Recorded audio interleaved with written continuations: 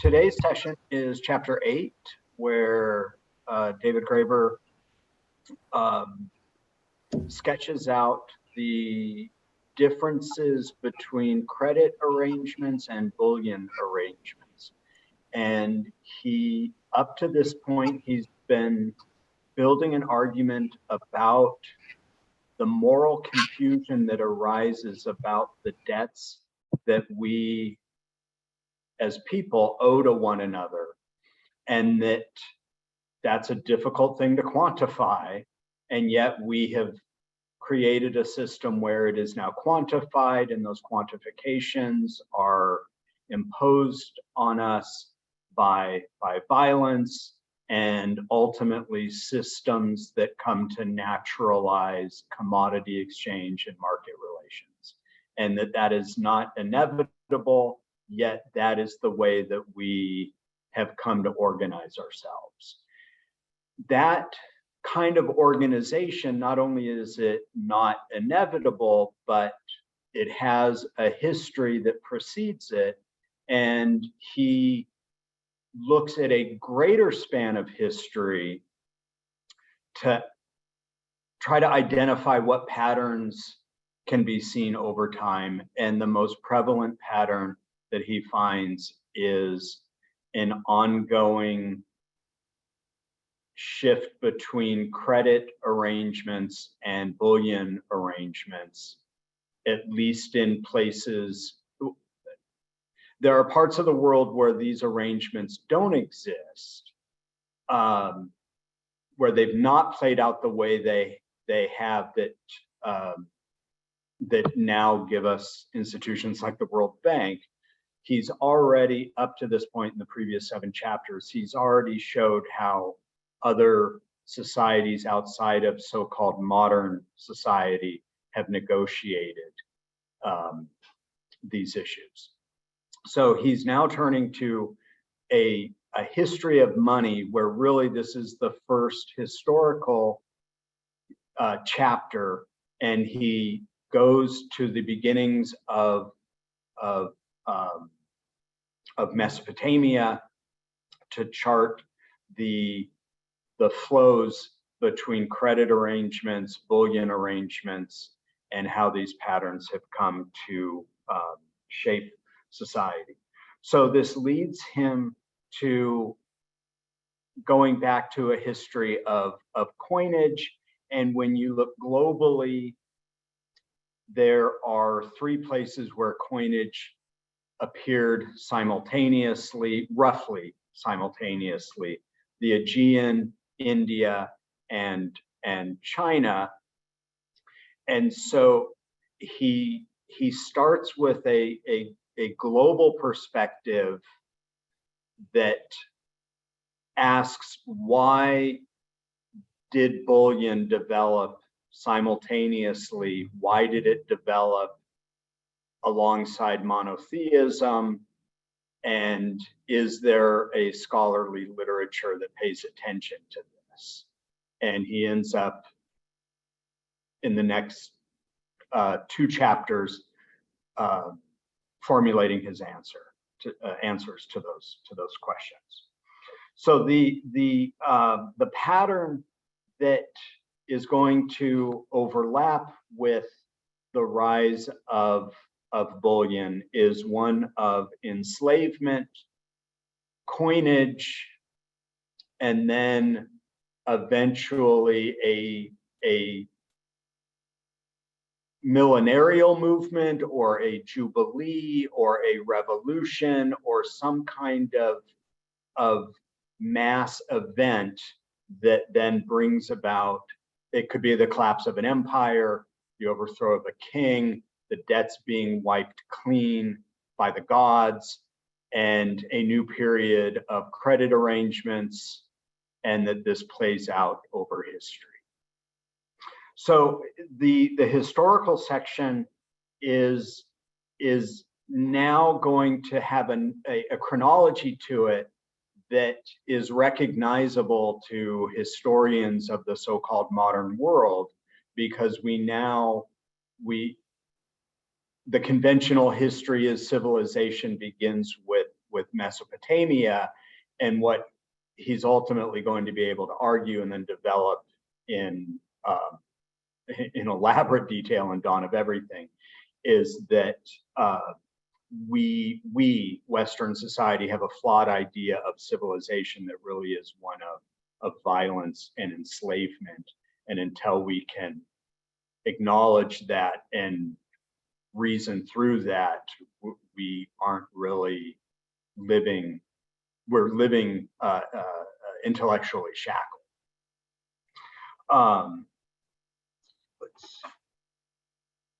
So the birth of coinage is roughly 650 before the birth of Christ, and this is a period that will also be one of enslavement and imperial war. And that coincides with the birth of civilization as it's understood in Western society. So if you think of 1971 as the end of the bullion cycle and the beginning of a new credit regime, on paper, we're now at that place where the dollar is no longer fixed to gold, so it's a free-floating currency. We've not yet seen the kind of jubilee event that this model predicts, and so it's not only history that shows the possibilities that are within us and the intentions that are within us that can go different directions, but there's also a case for really a broad sweeping away of debts to bring a new period of innovation, according to this model. So I'd love to hear what people think of this chapter. Feel free to just take yourself off mute and jump in.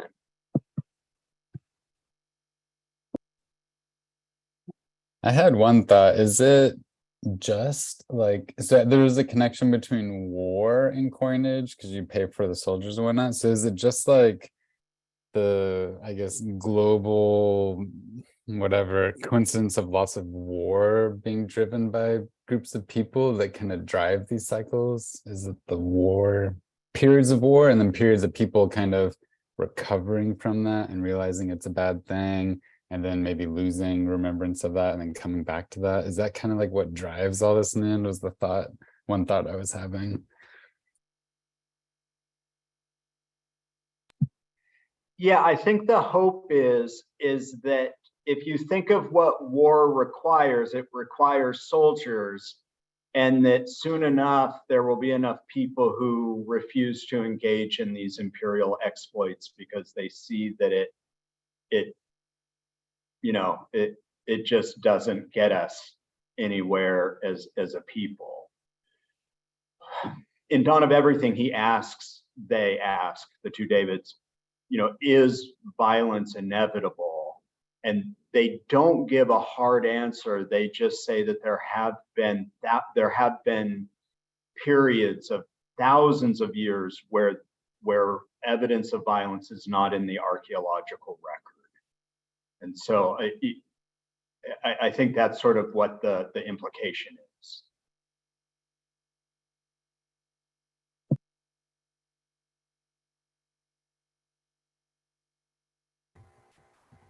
One kind of going off that point is that he makes the point that one of the main reasons that coinage and bullion are correlated with times of generalized violence is because physical cash can be stolen, and that also soldiers don't make a good credit risk because they'll just up and leave with your wares, and so it's better to make transactions simple. And the question that I had was, well, if we're going to draw this general arc of the first agrarian empires where there's mostly credit, then the axial age where there's generalized violence and there's more bullion, and then we have the Middle Ages where there's more credit and general peace and slavery goes away.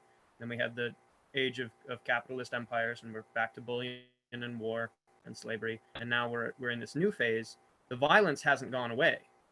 It's totally amped itself up. And so that part of the phase doesn't seem to correlate, even though now we're in a period of virtual money. And so I guess the question is like, where is the causal aspect of the relationship between credit versus bullion and times of peace and war? And then also, how do the forms of virtual currency that we have today differ from the forms of virtual currency that existed in the Middle Ages and in the agrarian empires? One obvious answer is that they're far more centralized, that the virtual currencies that we have now aren't, systems that we've set up.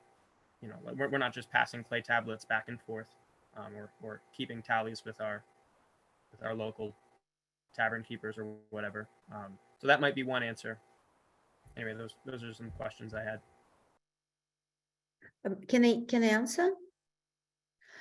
So it's interesting that the beginning of this constant wars, first in Middle East, after the Arabic Spring, and now in East Europe, is coincide with invention of blockchain money. That is a virtual, actually, it's not a virtual money, it is coinage. They have all characteristic of being coinage. They're anonymous, they limited. This is basically a gold. And it happens in the same time, with all this instability. So kind of an empire that was from 79 operated on credit started to kind of shrink and in the same time engage in this kind of constant wars. And then almost simultaneously, this new currency that promised freedom and independence and so on appeared. So that would be my kind of like my points to your answer. But I also noticed that Christian wanted to say something, and I think maybe I overrun you, Christian. Oh no, that's fine. Yes. But I thought maybe going back to what Steve said before, when he said like this new age was rung in when Nixon took the US dollar off gold, and then the cycle was going back. And then the question, of course, that's part of the answer, what Nika just said, but I'm not sure if this is the whole thing, because I think what we have not mentioned here is like the element of trust. So before, when you had regimes based on credit, that was based on social credit, and social credit was grounded in trust between people who know each other intimately about a long time. And I think when you look at when you say, okay, we switched back to credit money now as of the Nixon thing, the US dollar is not based on trust, it's based on force. And I mean, there's always an element of trust in there, but I think this is also being put into question just right now, just recently by the US itself. And I think this is probably, I'm not sure if this is a smart move, because when they basically took the money off of Afghanistan after they lost the war, yeah, which is an act of, pity, revenge to some degree. And then what was even worse is they took 300 billion from Russia. Now, if you want this is not about whether this is justified or not. This is like, you want to have a global money system that all the other people believe in and that you control. And when you start randomly, more or less, say like, you guys, you are bad people and we take your money, and you guys are good people and we don't, but we could always take the money. I mean, you're removing the trust element, and I wonder, how how big the balance is between the trade-off between force and trust in this system, because you can always project force on the one hand, right? On the other hand, the US couldn't beat Afghanistan. Very simply speaking, you know, if you don't go into a war of annihilation, you couldn't beat a bunch of, you know, guys in sandals with AKs.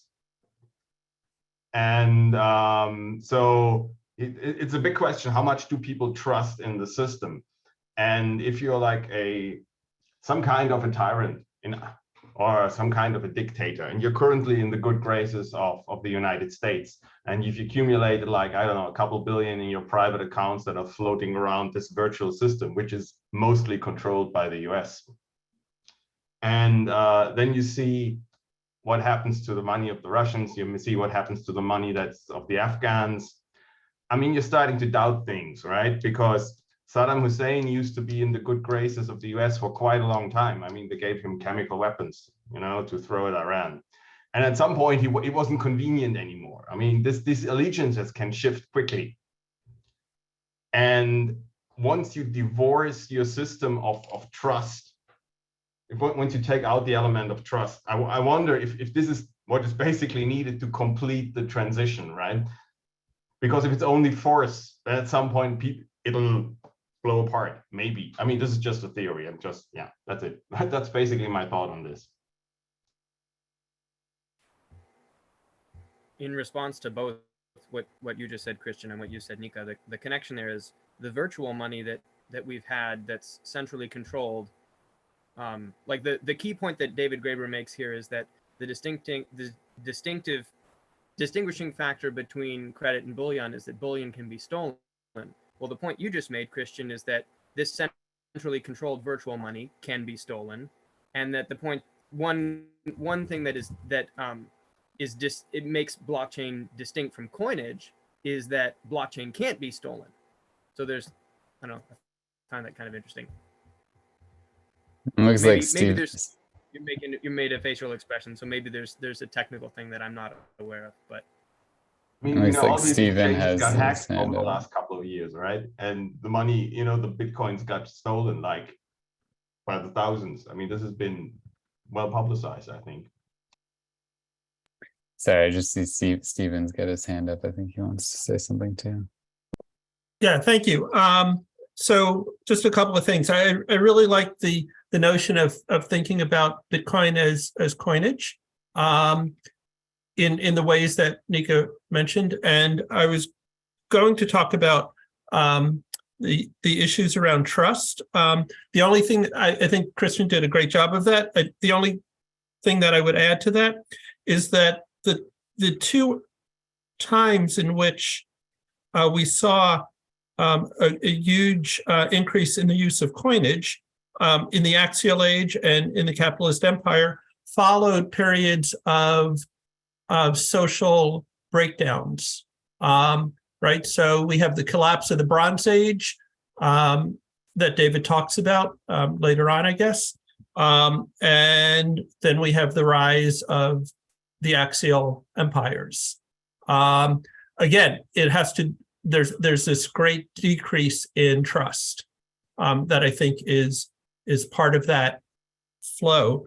In the transition from the medieval age to the capitalist empire, again, there's a huge number of migrations taking place and overpopulation or a increase in population. And again, I think it may be related to a decrease in trust in which these systems are evolving. The other factor is that I think it's too early to tell what impact the shift to virtual credit will have. These processes take centuries. It's not something that happens instantaneously. It's not a causal system at the level of abstraction that we're talking about. It's a system of various factors that influence one another, that have causes, but not at the level of abstraction that we're talking about, at least in my opinion. back to Bitcoin, yeah, you can, the certificates are,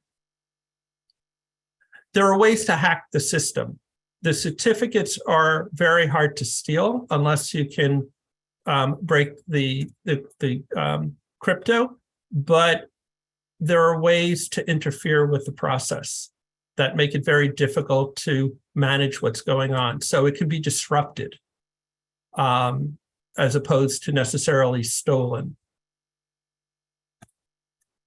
So people can lose a lot of money. It's just not clear what necessarily happens to that money or those Bitcoins. They're in the system, but they can't be found, basically. So that's it. Thank you. Eddie?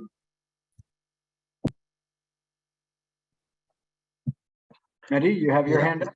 Yeah, I am. I have. Yeah. So first, it's a really very nice discussion.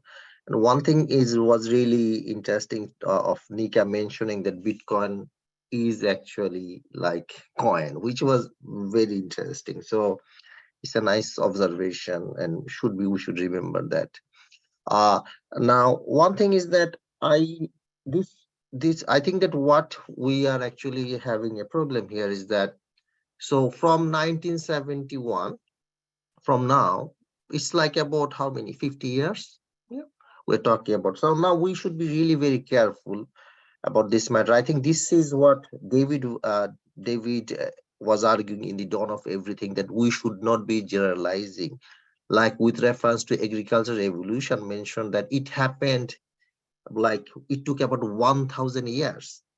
And with just 2-3 examples that we find, we cannot generalize. Same thing was mentioned about Egypt, like about the Aztec or like the Mesoamerican civilization, that we in 500 years we have like 3 like archaeological evidences. So I am a bit concerned about like it. These chapters in the sense that we are talking about China, we're talking about India, we're talking about Greece, and we're talking about like starting about 700 BC.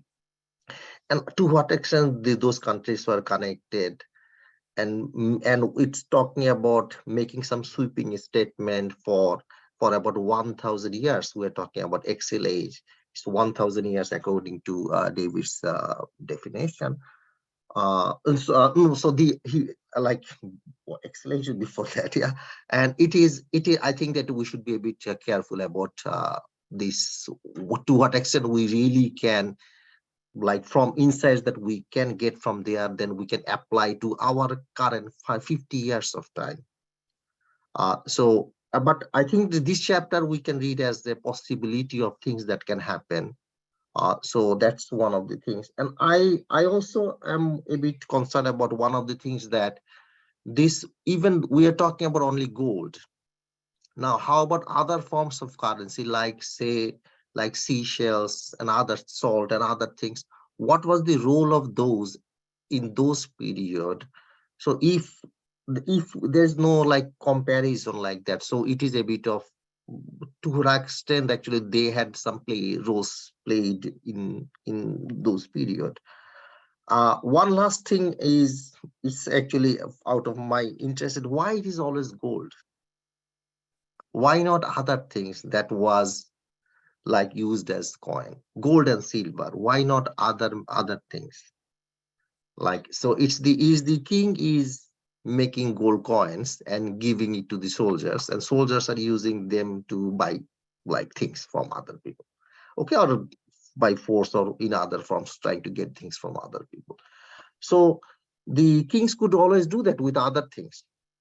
Yeah, so instead of gold, it can be mentioned that I will give you like a block of a paper or some whatever, some block of wood or some like very precious wood, whatever, and then use that. You can show it to in the marketplaces, and you can get your necessary goods from there. So why it is always gold? That is another. I don't see, like, this is one of my questions that I have in my mind. Yeah. Anyway, so many things at the same time, but that's it. May I?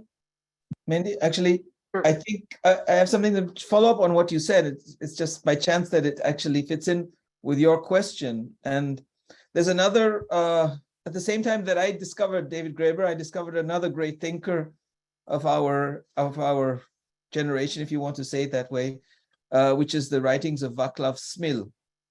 And I think Smil does, in his writing, tries to convert everything or much in the form of energy, joules, kilojoules, however you want to measure energy. And energy and power, it's not only a word game, but actually when in this chapter 8, they talk about slavery.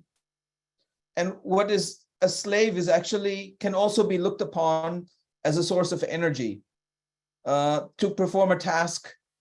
Yeah. And then it's expended in a way, right? In that sense, it's a currency. And in fact, today, a lot of our things are measured in the form of energy. Energy plays an important role, right? In everything. Your whole Bitcoin system, for goodness sakes, cannot operate without energy. That's the difference between Bitcoin and gold, is that the system that cannot operate without continuously powering. But that's a footnote. And also.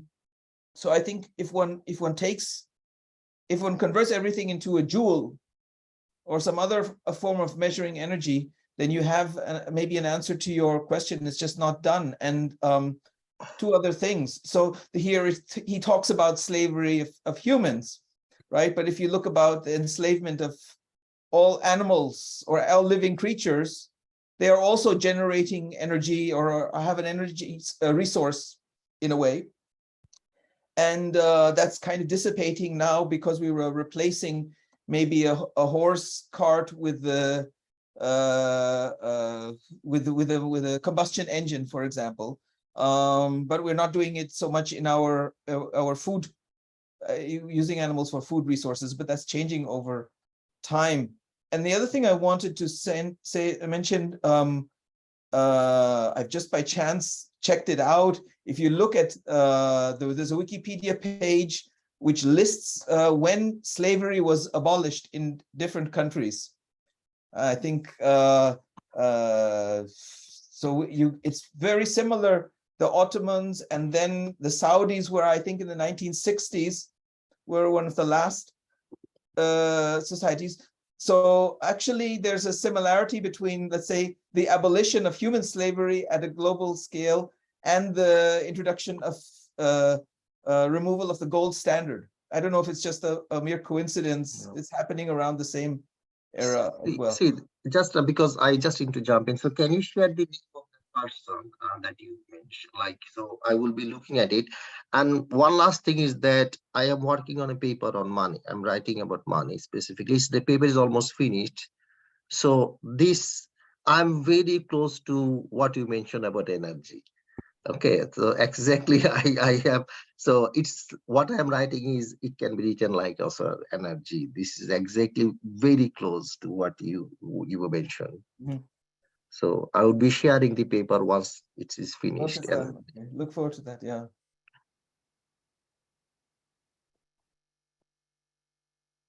One last point, maybe also, I noticed in the first chapter, second paragraph, he mentions in Europe, for instance, the institution largely vanished in the centuries following the collapse of the Roman Empire, an historical achievement rarely recognized by those of us used to referring to these events to the beginning of the Dark Ages. Now, to me, it seems like in this chapter, there's no reference of the Ottoman Empire. And I'm wondering, is that because it's just too much later on in time and he's trying to find the original sources? William, but it seems the Ottomans are not mentioned at all, and yet they played a very important role in Europe as well.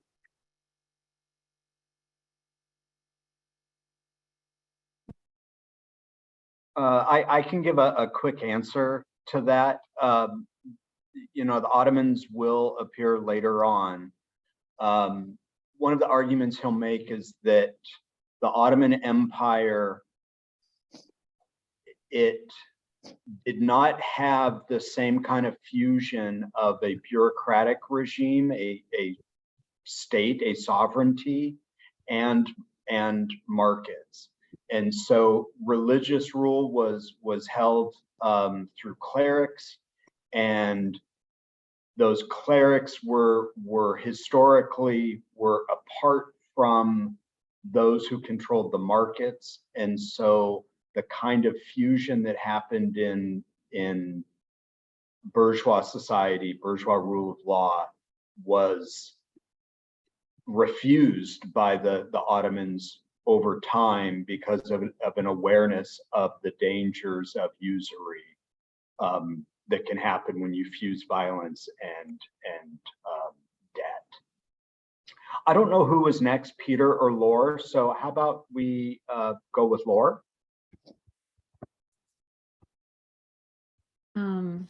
Thank you.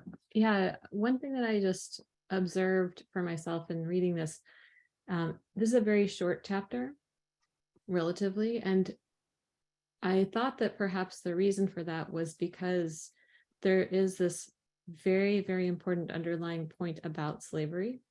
So yes, there's things about how money, the bullion question, but I think it's actually more interesting to think about the morality that is shaped at this point. So what does it mean that there is such a tie between slavery and this shift? And I think that, yeah, I don't want to lose that point in this conversation. It's a lot about like Bitcoin and things like that, and maybe there is a connection there in terms of the morality that we're thinking about. What is this entrenched? What is incentivized to be considered moral when you shift the way that the underlying currency and systems of debt work, if that makes sense.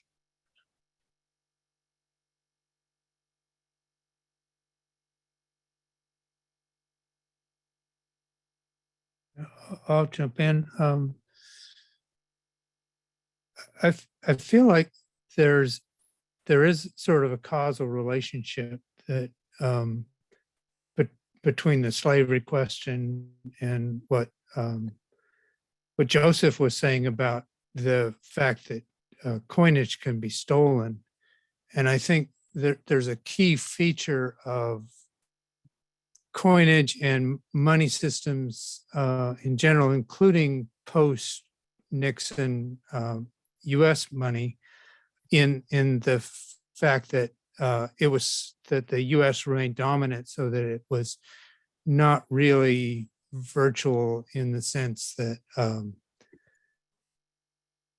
the Mesopotamian clay tablets were, because it was centrally controlled and it was subject to limitation. And I think that that's a key feature, that if the money supply is limited, it's a powerful an important factor in controlling populations. That when anybody can make up a debt instrument and just hand it around outside of the central control of the government, it leads to more freedom than when the money supply is controlled and limited, because it just makes it easier to lock down a population into a certain behavior pattern or whatever.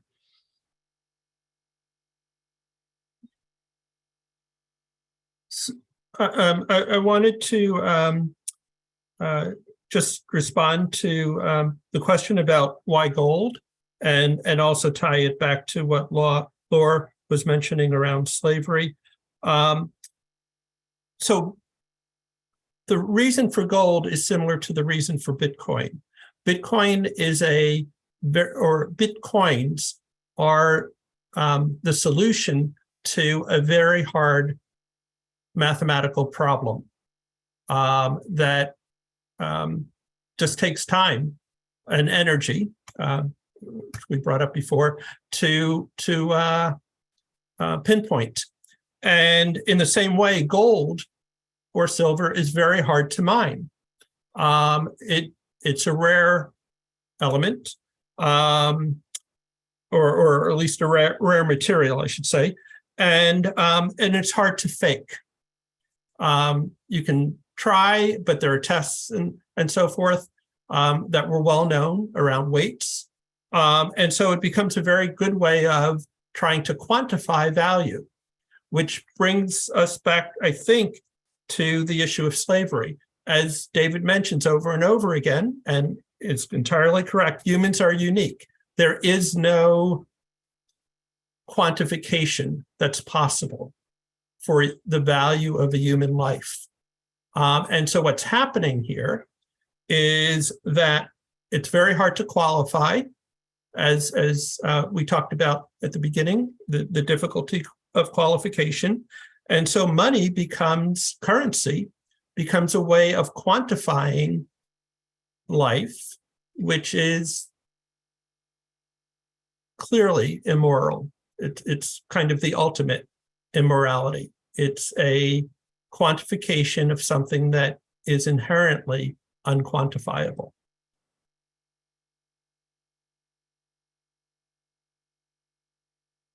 But they attempted to do that at the same time that they were creating coinage, which is interesting.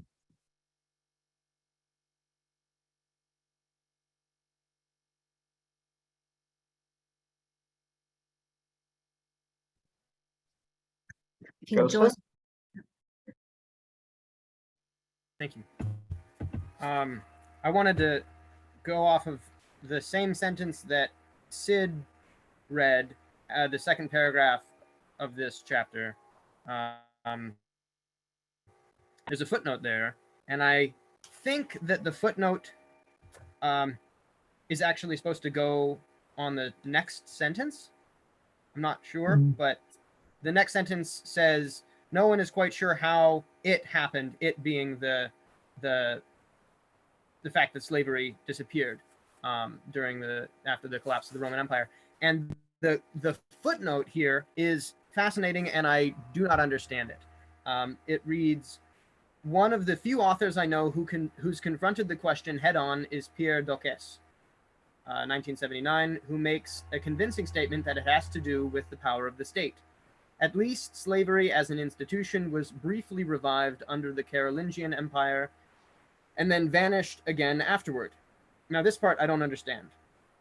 It is certainly interesting that since the 19th century at least, the, quote, transition from feudalism to capitalism, unquote, has become our historical paradigm for epochal social change. Epochal social change, and no one much addresses the transition from ancient slavery to feudalism, even though there is reason to believe that whatever is happening now may much more closely resemble it. So I would love to hear what thoughts people have, because that flummoxes me, last sentence there.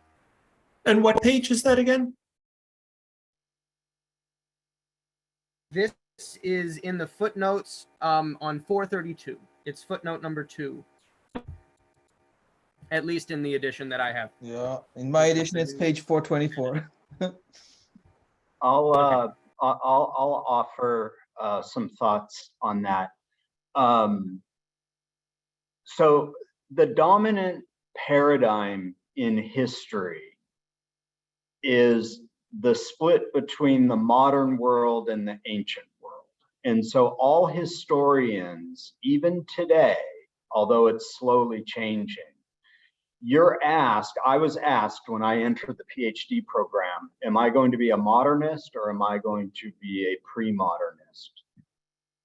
And so there are these temporal constructs that provide for specialization, but those specializations are themselves the result of bureaucratic violence, and these create structures of exclusion. So the dominant paradigm in history is basically this transition from primitivism to feudalism to modernism. Yes, there are specialists out there who know the archaeological record well enough to talk about what the world prior to year 1 on the Julian calendar was like. but most people have this kind of superficial idea of once we were hunter-gatherers, and then we got more sophisticated and developed royalty and feudalism, and then capitalism, industrialization, etc. And what he's saying is that that kind of construct is itself artificial because it hasn't allowed us to think in bigger pictures about these patterns between currency regimes, military regimes, and imperial regimes. And so we people have basically fallen into this kind of myopia of not recognizing the larger patterns that are at play.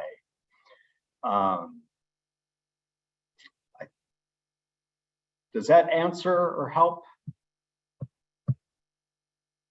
Yes, thank you. I think what you're saying is that the focus by saying that the transition from feudalism to capitalism is our historical paradigm for epochal social change, that's what we think of as the main transition that has led to our modern times, and we ignore the transition from ancient slavery to feudalism, and that the transition from ancient slavery to feudalism, if you look at it through the lens of debt, credit versus bullion, periods of generalized violence and war versus times of relative social peace, that those aspects of our current day more closely correspond to ancient slavery, and that he's implying that where we're going now is something more akin to the times of just following the collapse of the Roman Empire, not necessarily because of some impending societal collapse, but specifically when it comes to debt and slavery and peace and war and all those things. Yeah, right? And you can see that he has a whole book, the Bullshit Jobs, where he says that we are basically in a world of managerial feudalism, where there are now these concentrations of finance, of administration, of bureaucracy. And I just read an article the other day that in the United States, economic activity is concentrating around these university related hubs of innovation. I live in one in Boston. And so you can already see this transition to managerial feudalism, where the system it's going back to that kind of monastic castle kind of big bureaucratic system. Steven? Yeah, I just wanted to quickly mention that this shift from feudalism to capitalism is partly creative mythology, if you will. It's medievalists will tell us that it was a time of especially the late medieval age was a time of great innovation, great commerce and trade. The cities were thriving. The guilds in particular, which were organized very differently than corporations are organized today, though I guess there's some similarities. And they had their own problems, but they were often run in a democratic style, at least among the members of a particular guild. But most importantly, much of the economic analysis tends to focus on how England experienced that shift and not how that shift was experienced in the rest of the world. So, Marx and Adam Smith were all focused on English history. And that's only one example of that shift. And other areas shifted in very different ways. So we need to be careful about how epochal that shift was. Epochal, thank you. I think that's the right word. Is that the word that he used? I may be wrong. Yes, that's what he used. Yes. Yeah. Actually, who was speaking just now? I was. Okay, yes, Steven. I'm not sure about Adam Smith. I think he was very in Wealth of Nations. If you read it, Beyond the Invisible Hand, he talks a lot about, he's very critical of the East India Company. So he does look at the other. I think if Oh, I'm just talking about his notions about what the Middle Ages were like and what feudalism was like. I yes, think he, yeah. Okay, I think it's often lost in translation, quote unquote, about his criticism of the East India Company and the role they were playing. And actually, to bring one point, since we raised the topic of Middle Ages and footnotes, well, you mentioned Middle Ages, and I think it's a footnote, and I think one of the best things of this book are the footnotes. One has to keep going back and forth, but is actually the next footnote, number 3, where he says, and this is what I really like about Graeber, that he looks at things from the things are more complex than they seem. He says the story is, of course, about slavery. He says the story is, of course, more complicated than what I'm representing. One reason for the hostility was that during much of the Middle Ages, Europeans were largely victims of slave raiders rather than their beneficiaries, and many captives marketed in North Africa and the Middle East.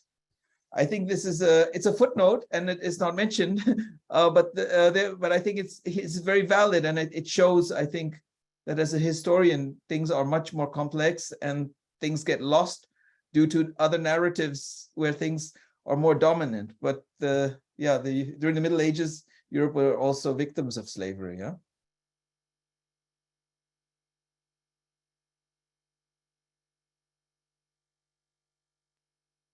Yeah, Stephen probably is looking for who had the hand raised first. So yeah, I think this is actually one of the very important contribution of David and his writing.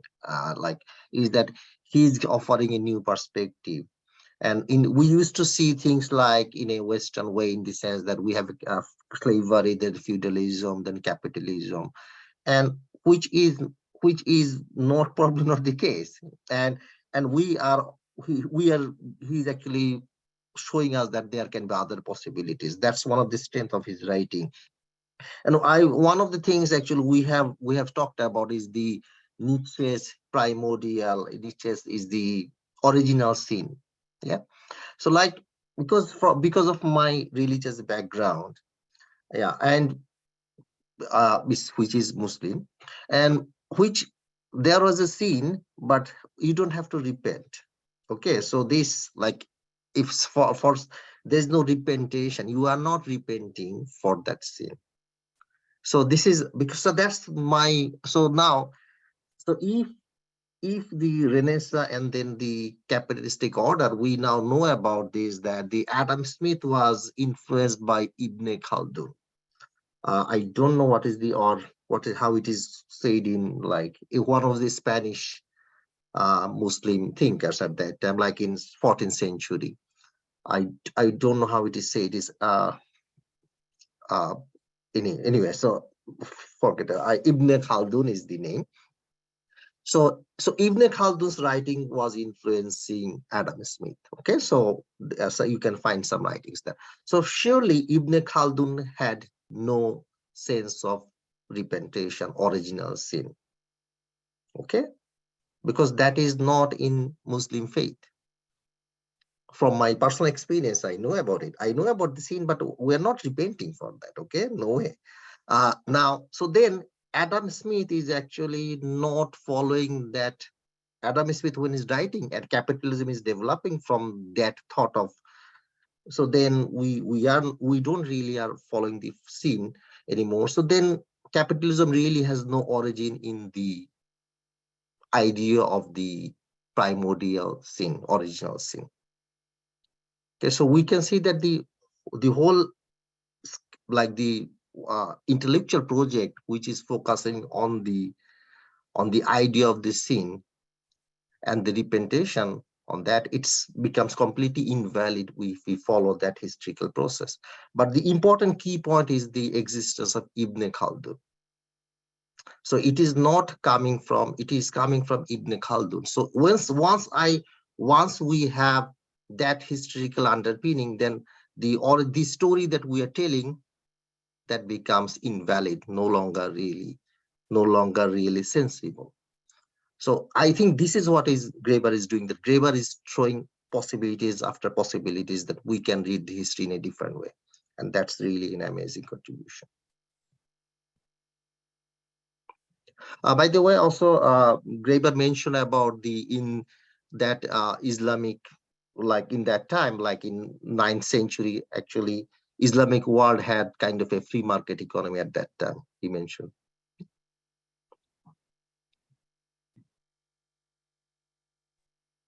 I just had a real simple question about, I didn't understand if the idea was that in a particular age slavery ends, and one of the footnotes, or the end note, I guess it's actually, is saying, well, partly the Europeans didn't like it because there was slavery going on elsewhere. Does that make this like a theory that's suddenly been Europeanized? Like it's like somehow the world history is just going through Europe? I was just kind of curious what people thought about that. Was that a lack of a logic tied to there never was a West, which is another kind of article he read. So maybe I didn't just get that. And I saw that and I wondered that when I saw that footnote. So just someone mentioning that footnote, I wonder, what did other people think?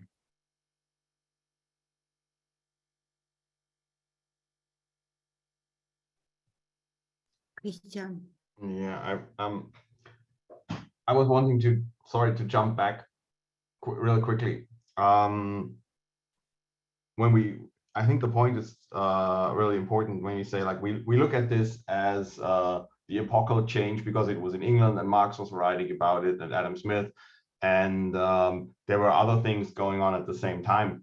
But I think another pointer, which is not specifically mentioned here, which I read somewhere else, is if you look across Europe, and I mean, industrialization happened uneven there over a long period of time as well, differently in different countries. But a development you had early on, it's something that's called the age of cathedrals. And this is basically when you go across Europe and you look at all these marvelous, huge cathedrals that were built everywhere, which were like projects that sometimes spanned like several hundred years to complete. These were all started basically locally. And if you think about this in terms of an infrastructure project, these were huge investments for very localized, comparatively small communities. And they had the resources to kind of build this and keep going. And then there was a point where this basically stopped. And many of these cathedrals were not finished originally. There was like breaks in the construction. Then it took another 100 years before they took it up again. And that was, this coincided with the formation of national states. And when kings came in and they kind of started sucking the money out of the periphery and controlling it, and they didn't have the resources to finish their churches anymore until, you know, they had stolen, the kings had stolen enough money so some would trickle down again. And you had these developments all across Europe, which was run not always the same way as it was in England. So, and then England was the first to industrialize. And once they do this, you know, the whole game changes. Once you get like the resort, you can steal the resources from the third world. Once you do the enclosures, once you get people off the commons, and then you classify them as loafers and you can ship them off as free labor to the new world, right? Once this happens, this all changes. And then it really becomes to some degree the history of England and what it has done to the rest of the world, so to speak, because everybody else had to follow suit, because it makes you immensely powerful. And this is, if you look at, for example, the industrialization of Japan, I mean, they did this because they knew there was just two ways. Either we industrialize by force or we get colonized. And this is also what happened, for example, in Germany. You could classify this as revolution from above, so to speak. And so on the one hand, I think it's important to look at all these different countries and see how this changes were not the same everywhere. But I think once this phenomenon got going from England at a specific point of time, you know, the chips started falling on a global scale. And I just recently saw something on the internet where they said, like, there's like, I don't know, only 10% of countries that weren't invaded by England. So, I mean, well, once this whole went off, you know, the game changed. Sorry, what did you say? Only 10% of countries? What is Sorry, this is a bit of an arbitrary number. I can look it up. I probably have saved the link somewhere, but it's like they had like a global map and they showed all the countries England invaded in its history. And there was like just a few they didn't invade at some point, you know? So basically, yeah, I'll see if I can find the link and I'll post it in the chat.